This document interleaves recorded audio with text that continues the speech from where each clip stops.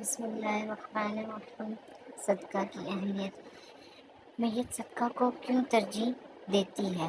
اگر وہ دنیا میں واپس لوٹا دی جائے تو، جیسا کہ قرآن کریم نے فرمایا، اے رب، اگر مجھے تھوڑی دیر کے لیے واپس لوٹا دے تو میں صدقہ کروں اور نیکیوں میں شامل ہو جاؤں۔ سورۃ المنافقون۔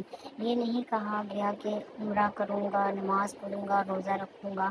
علماء نے کہا کہ میت صدقہ کی تمنا اس لیے کرے گی کیونکہ وہ مرنے کے بعد اس کا عظیم ثواب اپنی آنکھوں سے دیکھے گی، اس لیے صدقہ کثرت سے کیا کرو، بے شک مومن قیامت کے اپنے صدقہ کے سایہ میں ہوگا۔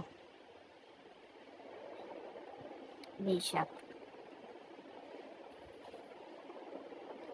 سب سے افضل صدقہ۔ حضرت ابو ہریرہ رضی اللہ عنہ بیان فرماتے ہیں، ایک شخص نے نبی کریم صلی اللہ علیہ وسلم کے پاس آ کر عرض کرنے لگا، اللہ کے رسول، کون سا صدقہ اجر و ثواب میں سب سے بہتر ہے؟ آپ نے فرمایا، وہ صدقہ جو تندرستی کی حالت میں ہو جبکہ تو خود بھی مال کا حریص ہو، تجھے ناداری کا اندیشہ بھی ہو اور مالداری کی خواہش بھی ہو، نہ کہ تو صدقہ کرنے کے لیے اس وقت کا انتظار کرے کہ جب دم حلق میں آ جائے تو اس وقت وصیت کرے کہ فلاں کو اتنا دے دو اور فلاں کو اتنا لکھ دو، حالانکہ اب تو وہ از خود ہی فلاں اور فلاں کا ہو چکا ہے۔ صحیح بخاری 1419۔ صدقہ کی مختلف شکلیں۔ رسول اللہ صلی اللہ علیہ وسلم نے ارشاد فرمایا، اپنے بھائی کے سامنے تمہارا مسکرانا تمہارے لیے صدقہ ہے، تمہارا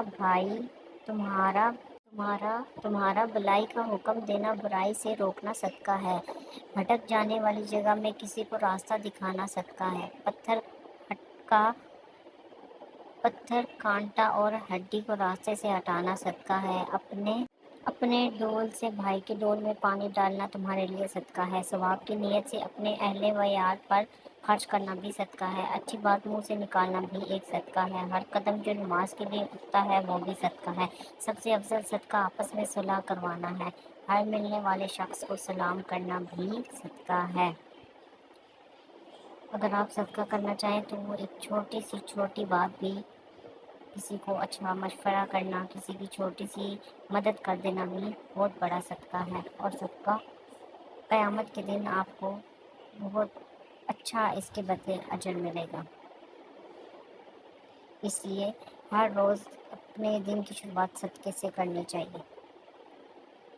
پانی کا صدقہ۔ حضرت سعد رضی اللہ عنہ نے عرض کیا، یا رسول اللہ، میری والدہ کا انتقال ہو گیا، ان کے ایصال ثواب کے لیے کون سا صدقہ سب سے افضل ہے؟ حضور اللہ صلی اللہ علیہ وسلم نے فرمایا کہ پانی سب سے افضل ہے۔ اس پر حضرت سعد رضی اللہ عنہ نے اپنی والدہ کے ثواب کے لیے ایک کنواں کھدوا دیا۔ حضرت عبداللہ بن مبارک رضی اللہ عنہ کے پاس ایک شخص حاضر ہوا اور عرض کیا کہ میرے گھٹنے میں ایک زخم ہے، 7 برس ہو گئے، ہر قسم کی دوا اور علاج کر چکا ہوں، کسی سے بھی فائدہ نہیں ہوتا، بڑے طبیبوں سے بھی رجوع کر چکا ہوں۔ عبداللہ بن مبارک رضی اللہ عنہ نے فرمایا کہ جس جگہ پانی کی قلت ہو وہاں ایک کنواں بنوا دو، مجھے اللہ کی ذات سے یہ امید ہے کہ جب اس میں پانی نکل آئے گا تمہارے گھٹنے کا خون بند ہو جائے گا۔ چنانچہ انہوں نے ایسا ہی کیا اور گھٹنے کا زخم اچھا ہو گیا۔ فضائل صدقات 101۔ کسی غریب کو یا کسی راستے گزرتے مسلمان کو پانی پلانا بھی ایک صدقہ ہے۔ صدقہ کی طاقت۔ رسول اکرم صلی اللہ علیہ وسلم نے فرمایا، جب اللہ تعالیٰ نے زمین کو پیدا کیا تو وہ ہچکوالے کھاتی تھی، پھر اللہ نے پہاڑ کو پیدا کیا اور اسے حکم دیا کہ وہ زمین تھامے رکھے، چنانچہ وہ ٹھہر گئی۔ تب فرشتوں کو پہاڑوں کی مضبوطی پر تعجب ہوا اور کہنے لگے، اے اللہ، آپ کی مخلوق میں سے کوئی چیز پہاڑوں سے بھی سخت ہے؟ فرمایا، لوہا۔ اس سے بھی سخت ہے؟ پوچھا، لوہے سے بھی زیادہ سخت کوئی چیز ہے؟ فرمایا، آگ۔ پوچھا، کوئی آگ سے بھی زیادہ سخت؟ فرمایا، پانی۔ پوچھا، پانی سے بھی سخت کوئی چیز ہے؟ فرمایا، ہوا۔ پانی سے بھی زیادہ سخت ہے؟ پوچھا ہوا سے بھی زیادہ سخت کوئی چیز ہے؟ اللہ نے فرمایا ہاں، وہ آدمی جو اس طرح صدقہ دے کہ دائیں ہاتھ سے دے تو بائیں ہاتھ کو خبر تک نہ ہو۔ عرش کا سایہ نصیب ہونے والے 7 قسم کے افراد میں سے ایک وہ بھی ہے جو دائیں ہاتھ سے صدقہ دیتا تو بائیں ہاتھ تک کو خبر نہ ہوتی۔ اس لیے کسی کو دکھا کے صدقہ دینا وہ صدقہ نہیں ہوتا۔ اس لیے صدقہ ایسا دینا چاہیے جو آپ کی بائیں ہاتھ کو خبر نہ ہو کہ آپ کے دائیں ہاتھ نے یا آپ نے کیا صدقہ دیا ہے۔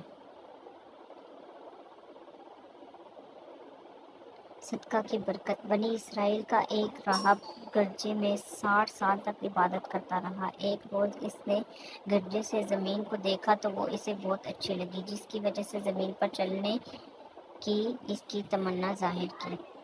راوی کہتا ہے کہ راہب ایک روز ایک روٹی لے کر گرجے سے نیچے زمین پر اتر آیا اور زمین پر چلنے لگا۔ اسی اثنا میں ایک خوبصورت لڑکی پر اس کی نظر پڑ گئی، حتیٰ کہ وہ اس خوبصورت حسین و جمیل لڑکی پر فریفتہ ہو گیا اور اسی حالت میں اس کی موت آ گئی۔